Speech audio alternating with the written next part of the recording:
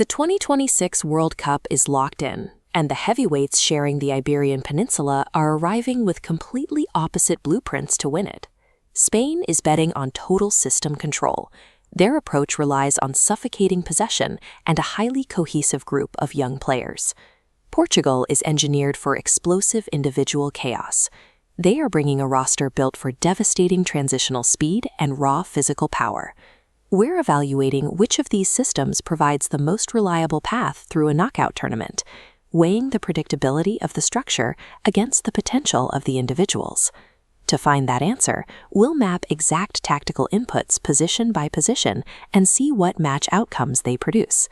This creates a direct comparison between system reliability, a high tactical floor, and explosive volatility, offering a much higher tactical ceiling. Projecting how these teams perform in 2026 requires looking past the highlights to the underlying mechanics of these two systems. Let's start at the foundation, how these two teams build from the back. We are looking at a strict division between ball distribution and raw shot stopping. Spain prioritizes composure under fire. They trust Unai Simon between the posts, specifically for his ability to accurately distribute the ball when pressed. That reliance on possession continues into their backline, featuring technically gifted players like Pau Cubarsí. By intentionally omitting traditional physical enforcers, notably selecting 0 Real Madrid players, Spain is going all in on ball-playing defenders over raw aggression. Portugal takes the opposite route. They prioritize instinctual reflexes, leaning on Diogo Costa's elite shot-stopping ability. In front of him, Portugal sacrifices some ability to hold the ball to guarantee physical steel and pace, anchored by Ruben Diaz. These inputs dictate clear vulnerabilities. High-pressing opponents can exploit Spain with physical aerial assaults, while Portugal struggles more to cleanly pass their way out of a deep block. This matrix tracks our positional findings. In the defensive third, Spain holds the advantage in retention, and Portugal takes the edge in physical solidity. Bottom line, Spain's defense tries to starve the opponent of the ball, while Portugal is built to absorb heavy, blunt force impact. Moving up the pitch, we hit the engine room. This zone dictates the tempo for the entire tournament. Spain's axis is built purely on dictation, orchestrated by Rodri holding the center. They flank him with Pedri and Gavi to create a pass-and-move machine. The goal is to completely suffocate the opposing midfield. The risk here is sterile possession. If an opponent drops into a deep block, Spain can pass side to side for 90 minutes without ever creating a vertical opening. Portugal operates differently. Their engine room thrives on broken play and transitions, driven primarily by Bruno Fernandes. Using players like Vitinha, their entire objective is to turn defense into offense with a single aggressive vertical touch. Updating the matrix, the contrast sharpens. Spain dominates tempo control, while Portugal dominates the transitional threat. The midfield battle comes down to risk tolerance. Spain mitigates risk through endless passing, whereas Portugal weaponizes risk to generate immediate scoring chances. Finally, we reach the attacking third.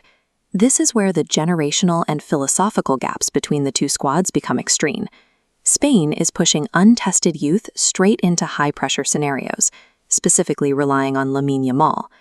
Yamal and Nico Williams provide extreme width.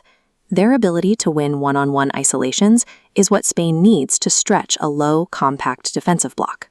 Portugal contrasts that with veteran presence and longevity, leading the line with Cristiano Ronaldo in his 6th World Cup.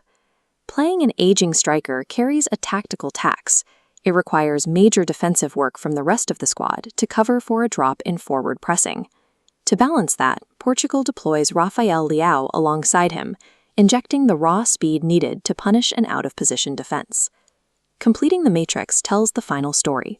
Spain's attack guarantees wide penetration, but lacks mature finishing.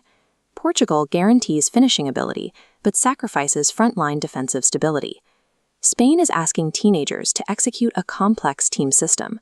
Portugal is asking their team system to accommodate legendary individuals. Let's step back from the positions and look at the actual return offered by both blueprints. This chart plots system reliance on the horizontal axis against tactical volatility on the vertical. Spain sits in the high system, low volatility quadrant, making them predictable. Portugal falls into the low system, high volatility quadrant, relying on individual brilliance rather than structural certainty.